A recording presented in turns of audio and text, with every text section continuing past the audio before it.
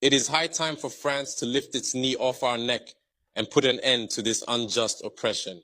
Centuries of misery, human trafficking, colonization, and neocolonization have caused immeasurable suffering. It's time to put an end to this cycle of oppression. It's high time for France to leave us alone. It's time for France to take a cue from its European neighbors and learn a valuable lesson in independence.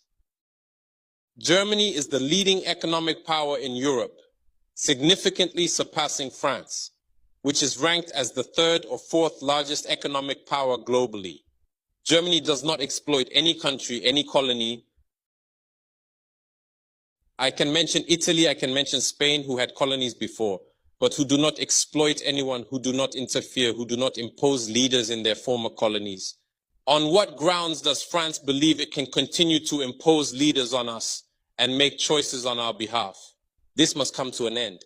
And the emerging Africa, the African youth, the African elites, and the African diaspora all stand united in saying no, it cannot continue any longer. France's hypocrisy is evident and pervasive in daily life. Let's examine the cases of Mali and Chad as prime examples of this hypocrisy.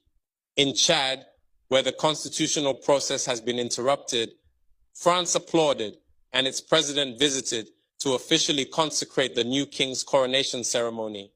In Mali, where it is not the constitutional process that has been interrupted, but the transition process, France has condemned and even packed up its things to say that it is leaving Mali. That's hypocrisy. It's the double standard.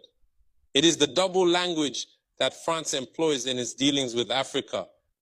During our questioning of Mr. Jean-Yves Le Drian regarding the situation in Ivory Coast and France's decision to allow a third term, he provided a clear explanation.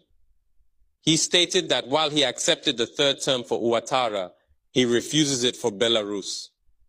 He emphasized that France has condemned the situation in Belarus and has actively encouraged the European Union to do the same. Le Drian explains that in Belarus, millions protested, unlike Ivory Coast, where there were no mass demonstrations on the streets. This is how France deals with African issues. Personally, we expect absolutely nothing from France.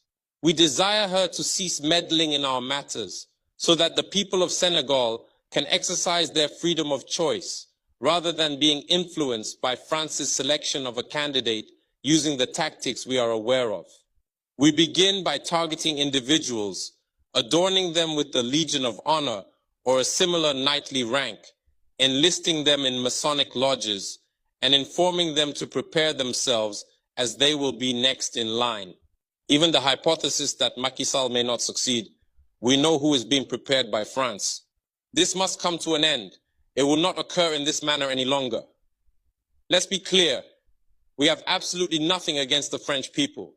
In France, both political and citizen voices are rising to hold and express the same discourse as the one I am currently presenting to you. For example, the deputies, such as Mrs.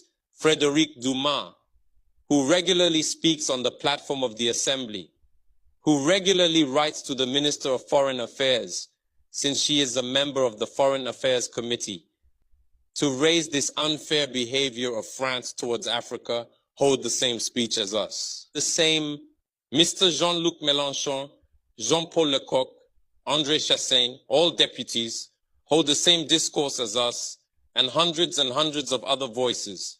The NGOs, like other non-profit organizations, are doing remarkable work in the same direction. We strongly urge France to listen to the voices that speak to it about our plan for a more collaborative, fairer, and sustainable partnership between Africa and France. It is crucial that we work together towards a future that is equitable, just, and environmentally conscious. If she listens, I believe we'll have beautiful days ahead in our collaboration together. If he doesn't know how to cut it, thinking he can continue to function like in the time of our grandfathers, this African youth no longer accepts it. France must make preparations for a definitive break and completely withdraw from Africa. Africa belongs to Africans, not France. She belongs to no one else, neither China, nor the United States, nor anyone else.